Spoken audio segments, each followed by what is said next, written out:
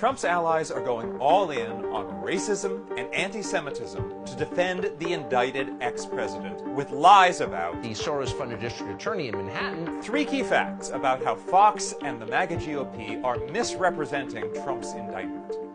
Number 1, the phrase Soros-backed is white supremacist code for a vile and baseless conspiracy theory that Jewish globalists are using people of color as pawns to eliminate the so-called white race. That's why the white supremacists in Charlottesville were chanting. So when you hear this Soros-backed Manhattan prosecutor, Soros-funded puppets, Soros-backed prosecutors, Soros prosecutors funded by George Soros. Soros is behind The Sorosification, funded by George Soros, funded by George Soros. George Soros-funded prosecutors. This is what they promise Soros. Please remember that it's just a dog whistle for what the Tiki Torch Nazis were shouting. George Soros did not give any money to Manhattan DA Alvin Bragg's campaign. At all. None. The MAGA crowd is pretending he did by highlighting that Soros donated $1 million to the Political Action Committee Color of Change, which supports candidates committed to racial justice across the country. Now, without context, that might sound like a lot, but Color of Change spent less than $500,000 supporting Bragg, which is less than 4% of what the top candidates in that race raised. It is simply absurd to suggest that Soros played any significant role in the outcome of that election. And of course, Trump can't help but repeatedly call attention to the fact that Bragg is black, using racially charged language like calling him an animal or saying that it is inherently racist for a black prosecutor to bring charges against him. This is part of a pattern of Trump openly saying that people of color can't do their jobs because of their race. Number 2, Trump supporters are lying when they claim that what Trump has been indicted for isn't a crime, or that it's unprecedented for someone to be charged for it. Michael Cohen was sentenced to 3 years in prison after he was prosecuted by Trump's Justice Department for the very crimes Trump has been indicted in connection to. We're hearing a lot of false comparisons. The what about folks say, but other politicians have had affairs.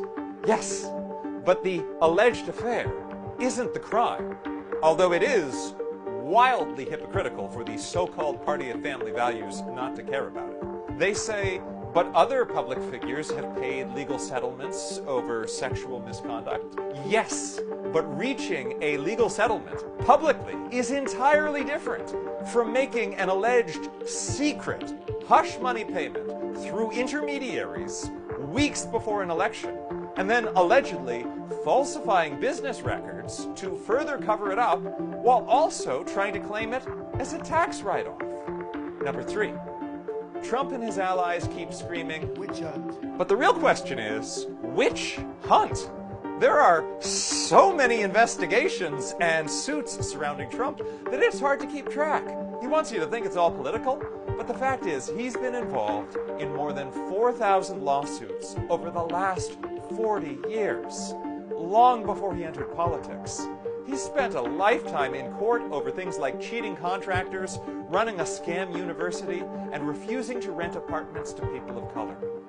This isn't because of politics. This is because Trump has spent his whole life getting implicated in shady shit. There's no mastermind out to get Trump. We are talking about multiple, unrelated prosecutors in multiple jurisdictions, bringing evidence of various alleged crimes before multiple grand juries.